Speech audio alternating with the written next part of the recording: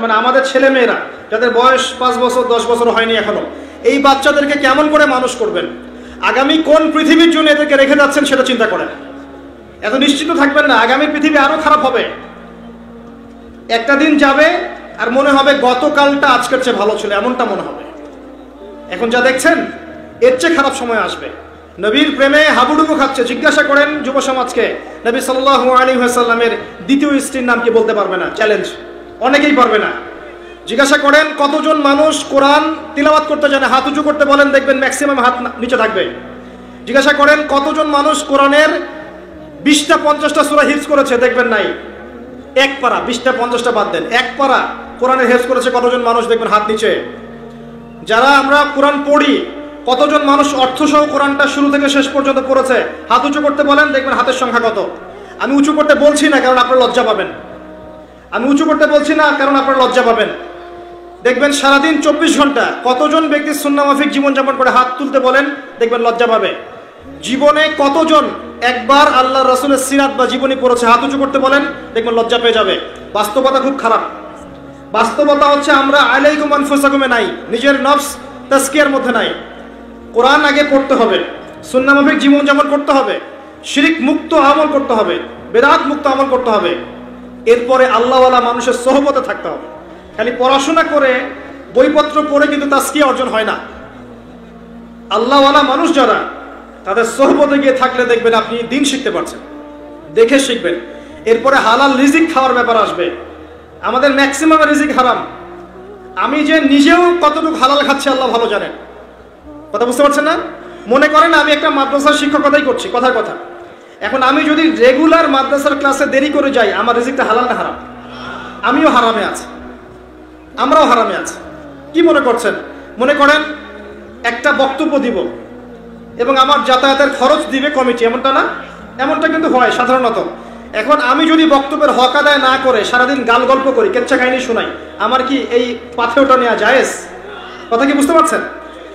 আপনি সরকারি কর্মকর্তা হয়েছেন বা বেসরকারি কাজ করছেন বা ব্যাংকে বা অন্য জায়গায়, আপনি যদি আপনার দায়িত্ব ঠিক মতো পালন না করেন, আপনার রিজিক থেকে হালাল হচ্ছে?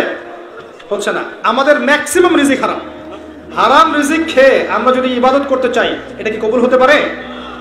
ঠিক করেন, রিজিক ঠিক করেন। এরপরে আসেন পরিবারে, আসেন পরিবারের পর্দা ঠিক করেন, পরিবারে তালিম চালু করেন, কোরআন পড়ার ব্যবস্থা করেন, পরিবারের সদস্যদেরকে কোরআন সুন্নাহ শেখান, পরিবারটা শক্ত করে গড়ে তোলেন। আল্লাহ পাক বোঝার তৌফিক দান করুন। কথাগুলো আল্লাহুম্মা আমিন। শেষ করছি। এরপরে আর একটা কথা বলে শেষ করব। এই কাজগুলো যখন হয়ে যাবে, তখন আরো কয়েকটা কাজ। যুব সমাজকে দিনের পথে ফেরা।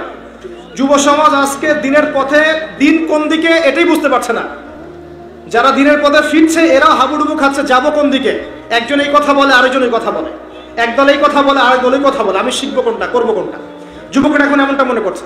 আর ম্যাক্সিমাম যুবক দেখবেন হয় গার্লফ্রেন্ডের পিছনে, অথবা যে ফ্রি ফায়ার, পাবজি, বা দেখবেন ফেসবুক, ইউটিউবিং, টিকটক করে সময় নষ্ট করছে, মাদক খাচ্ছে, বা দেখবেন জেনা করে, বা গুন্ডা মাস্তানি করে, কিশোর অপরাধ করে, এভাবে তাদের সময় নষ্ট করছে। এদেরকে ফিরাবেন কিভাবে? এদের পিছনে মেহনত করতে হবে তো বিশাল সংখ্যক। আবার দেখবেন কেউ চাকরি পাচ্ছে না, বেকার, হতাশ, চাকরি বাকরি নেই, হতাশ, পড়াশোনা করছে 20 বছর 30 বছর, হতাশ। তো এই বিষয়গুলো খেয়াল করেন। এবং আপনাদের পরবর্তী জেনারেশন, মানে আমাদের ছেলে মেয়েরা যাদের বয়স 5 বছর 10 বছর হয়নি এখনো, এই বাচ্চাদেরকে কেমন করে মানুষ করবেন, আগামী কোন পৃথিবীর জন্য এদেরকে রেখে যাচ্ছেন সেটা চিন্তা করেন। এত নিশ্চিত থাকবেন না আগামী পৃথিবী আরো খারাপ হবে। একটা দিন যাবে আর মনে হবে গতকালটা আজকের চেয়ে ভালো ছিল, এমনটা মনে হবে। এখন যা দেখছেন এর চেয়ে খারাপ সময় আসবে। কেন আসবে? আমাদের কারণে। নাসুল্লাহ ফানাসিয়াহুম, আল্লাহ বলেছেন তারা আল্লাহকে ভুলে গেছে, আল্লাহ ওদেরকে ভুলে গেছে। আল্লাহ পাকের মূলনীতি হচ্ছে ইন তানসুরুল্লাহ ইয়ানসুরুকুম, তোমরা আল্লাহর দ্বীনকে সাহায্য করো, আল্লাহ তোমাদেরকে সাহায্য করবে। ওয়া ইউসাব্বিত আকদামাকুম, তোমাদের পা সুদৃঢ় করবেন। কাম মিন ফিআতিন কালিলা গালাবাত ফিআতান কাসীরা, কত ছোট ছোট কওম ছিল যারা বড় বড় কওমের উপর বিজয় হয়েছে। ওয়ালা তাহিনু ওয়ালা তাহজানু, তোমরা হীনবল হয় না, দুশ্চিন্তাগ্রস্ত হয় না। আনতুমুল আলাউন, তোমরা বিজয়ী হবে। ইন কুনতুম মুমিনিন, প্রকৃত অর্থে মুমিন হতে পারলে। আগে নিজে ঠিক হন, আল্লাহ আপনাদের ব্যবস্থা করবেন ইনশাআল্লাহ। নিজে ঠিক হব না, বড় বড় স্লোগান দিয়ে আইওয়াজ শোডাউন করে কোনো লাভ নেই, কিচ্ছু হবে না। কারণ ইসলামের বিরোধী শক্তিরা এখন এত শক্তিশালী যে আমাদেরকে মোটেই মূল্যায়ন করে না, মোটেই না। এবং ভিতর থেকে আমরা ডিস্ট্রয়েড। আমি আপনাকে আঙ্গুল দিয়ে দেখাচ্ছি, মুসলিম উম্মার ম্যাক্সিমাম মানুষ এখন নামাজ পড়ে না, ম্যাক্সিমাম কোরআন পড়তে জানে না, ম্যাক্সিমাম হারাম রিজিকে অভ্যস্ত হয়ে আছে। ইভেন আমরা যারা দিনের ধারক বাহক, আমাদের মধ্যেও দিন কমে গেছে, দুনিয়া ঢুকে গেছে, দুনিয়ার নেশায় দিনকে আমরা বিক্রি করে ফেলছি, এবং আমাদের মধ্যে ঐক্যও নাই। খেয়াল করে দেখেছেন, এক ভাইকে মারলে আরেক ভাই হাসবে, আর সারাদিন বসে একজনে গীবত তহমত করতে থাকে। আপনি কিভাবে চিন্তা করছেন এমন একটা অবস্থায় ইসলাম বিজয়ী হবে? হবে না। গোড়া শক্ত করেন, তারপরে নতুন প্রজন্ম মানুষ করেন, যুবকদেরকে লাইনে নিয়ে আসার চেষ্টা করেন, আগামী প্রজন্মকে সঠিকভাবে মানুষ করেন, যেন তারা পরবর্তী বিশ্বটাকে চ্যালেঞ্জ করতে পারে। এছাড়া কোনো অপশন নাই। এগুলো না করলে আল্লাহ পাক যা করবেন, ইস্তাবদিল কওমান গায়রাকুম, আমাদেরকে আল্লাহ পাক সরিয়ে দিবেন। এই মহামারী দিয়ে সরাতে পারেন, আল্লাহর আযাবে সরাতে পারেন, গজবে সরাতে পারেন, বা জালেমদের নির্যাতন চাপিয়ে দিয়ে সরাতে পারেন। ইস্তাবদিল কওমান গায়রাকুম, নতুন কওমকে আল্লাহ পাক নিয়ে আসবেন। সুম্মা লা ইয়াকুনু আমসালাকুম, তারা আমাদের মতো হবে না। আল্লাহ পাক আমাদেরকে বোঝার তৌফিক দান করুন। আমরা দোয়া করছি আল্লাহ পাক আমাদের সবাইকে কোরআনওয়ালা বানিয়ে দিন, আমিন। সুন্নতের পাবন্দ বানিয়ে দিন, আমিন। আল্লাহ পাক আমাদের সবাইকে হালাল রিজিকের ব্যবস্থা করে দিন। সুদ ঘুষ জেনা ব্যভিচার থেকে আল্লাহ পাক আমাদেরকে হেফাজত করুন। আল্লাহ পাক আমাদেরকে আত্মশুদ্ধি অর্জন করার তৌফিক দান করুন। আলেম ওলামার সোহবতে থাকার তৌফিক দান করুন। আমাদের মধ্যে আল্লাহ পাক ঐক্য দান করুন। আমাদের মধ্যে যারা অসুস্থ আছে আল্লাহ পাক সবাইকে শেফায়ে কামেলা দান করুন। যারা মারা গেছেন তাদেরকে আল্লাহ পাক ক্ষমা করে দিন, কবরের আযাব মাফ করে দিন, আমিন। আপনাদের মধ্যে কতজন আছেন যারা কোরআনের জন্য জীবন দিতে চান? হাত তোলেন দেখি। মাশাআল্লাহ, খুব চমৎকার, খুব চমৎকার। একটু দাঁড়ান, তাকবীর পড়ে দেন। এবার বলেন যে কতজন আল কোরআন বিশুদ্ধ করে তেলাওয়াত করতে জানেন? হাত তোলেন এবার। মাশাআল্লাহ, তাহলে জীবন দানকারীর সংখ্যা কমে গেছে, আলহামদুলিল্লাহ। এখন যারা হাত উঁচু করেছেন যে বিশুদ্ধ করে পড়তে জানেন, তাদের মধ্যে কতজন কোরআনের 10টা সূরার অর্থ জানেন? হাত তোলেন দেখি। হাতের সংখ্যা একটু কমেছে।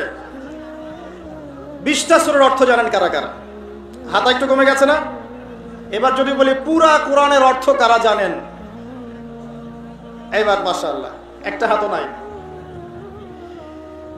সমস্যা এটাই, আমি বারবার আমাদের সমস্যা নিয়ে কথা বলতে চাই। আমাদের সমস্যা, অন্যের সমস্যা না, আমাদের উম্মার সমস্যা।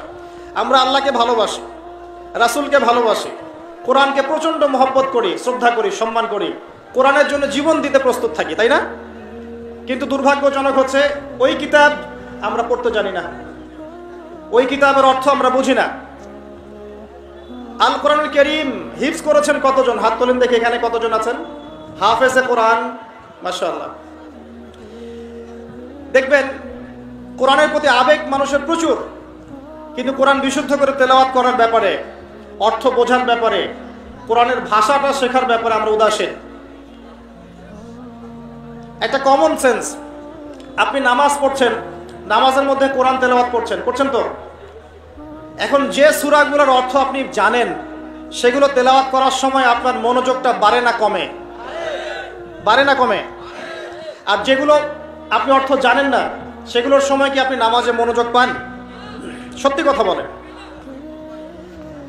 এই যে রুকুর তাসবিহ পড়েন, সেজদার তাসবিহ পড়েন, তাশাহুদ পড়েন, দরুদ পড়েন, দোয়া মাসুরা পড়েন, প্রথমে সানা পড়েন, পরে সূরা ফাতিহা পড়েন, আরেকটা সূরা মিলিয়ে পড়েন, এই যে পুরোটা সময় আরবি দিয়ে কথা বলেন আল্লাহর সাথে, আরবি দিয়ে মোনাজাত করেন, চুপি চুপি কথা বলেন, এই সময়টুকুর মধ্যে আপনি পূর্ণাঙ্গ সময় কি মনোযোগ ধরে রাখতে পারেন? বা এই পুরো বিষয়গুলোর অর্থ কি আপনি জানেন? যদি আপনি অর্থ জানতেন তাহলে নামাজে মনোযোগ বাড়তো না কমতো? মনে করেন আপনার সন্তান অসুস্থ, আল্লাহ না করুক, আপনার সন্তান অসুস্থ, খুব অসুস্থ, আইসিইউতে আছে, রংপুর মেডিকেল আইসিইউতে আছে। এখন জীবন মৃত্যুর সন্ধি করে আপনার সন্তান লড়ছে। এখন আপনি বুঝতে পারছেন যে এই বিপদ থেকে বাঁচানোর জন্য আমার আল্লাহ ছাড়া আর কেউ নাই, আছে? এবার আপনি নামাজে দাঁড়ালেন, নামাজে দাঁড়িয়ে সুন্দর করে অজু করে নামাজে দাঁড়ালেন, দাঁড়িয়ে 2 রাকাত নামাজ পড়ে হাতটা তুলে আল্লাহর কাছে দোয়া করছেন, আল্লাহ আমার সন্তান অসুস্থ, আল্লাহ আমার সন্তান তুমি দিয়েছ, তোমার নিয়ামত, আজকে সে অসুস্থ, তুমি ছাড়া কেউ নাই তাকে শেফা দান করার, কোনো ডাক্তারের ক্ষমতা নাই তাকে জীবন দেওয়ার, আল্লাহ তুমি তোমার রহমতের ওসিলায় আমার সন্তানের জীবনটা ভিক্ষা দাও। এই দোয়াটা যদি আপনি করেন, আপনার মনোযোগ বাড়বে না কমবে? এবং এটা আপনি পূর্ণাঙ্গ মনোযোগ দিয়ে করতে পারছেন না। কেন পারছেন? কারণ আপনি যা বলছেন তার অর্থ আপনি বুঝতে পারছেন, আপনি যা বলছেন তার অর্থ আপনি অনুধাবন করতে পারছেন, এটাই হচ্ছে কারণ। আর এই জায়গা গিয়ে আমি বলেছি যে কোরআন যদি আপনি অনুধাবন করতে পারেন, অর্থগুলো বুঝতে পারেন, তখন আপনি প্রতিটা পদে পদে আল্লাহকে পাবেন ইনশাআল্লাহ। এটা কি বোঝার জন্য খুব বড় ডিগ্রির দরকার আছে? যদি যে কোনো একটা বই আপনি পড়ছেন, ওই বইয়ের ভাষা যদি আপনি না বোঝেন, ওই বইয়ের মূল মেসেজকে আপনি পাবেন? সিম্পল, পাবেন না। প্রথম যে কথাটা আপনাদের কাছে টাচ করতে চাই, আমাকে ওয়াদা করতে হবে আমার কাছে আজকে, আগামী রমাজান আসার আগেই সবাই কোরআন তেলাওয়াত করা শিখবেন, হাত উঁচু করে। এখন জীবন আপনাকে দিতে হবে না কোরআনের জন্য, অর্থ বোঝা শেখেন আগে। কোরআনের জন্য জীবন দিতে আমি আপনাকে এখন বলছি না, আমি বলছি আপনি কোরআন পড়া শেখেন আগে, এরপরে আপনি কোরআনের অর্থটা বোঝা শিখবেন। কোথায় গিয়ে শিখবেন? ওলামায়ে কেরামের কাছে গিয়ে শিখবেন। আপনাদের এখানে মাদ্রাসা আছে না? কওমি মাদ্রাসা আছে না? আলেমরা আছেন না এখানে? হাফেজ সাহেব, মুফতি সাহেব, কারি সাহেবদের কাছে গিয়ে কোরআন শিখবেন, পারবেন? আজকের মাহফিলে যদি এগুলো প্রতিশ্রুতি করে ধরে রাখতে না পারেন, এখানে এসে বসে ছবি তুলে, ভিডিও করে, সেলফি তুলে কোনো লাভ নাই। মানে বক্তাকে দেখাটা বড় কথা নয়, এমনকি বক্তার কথা শোনাটাও বড় কথা নয়, বড় কথা তার উপর আমল করা। কথা ঠিক না বে ঠিক?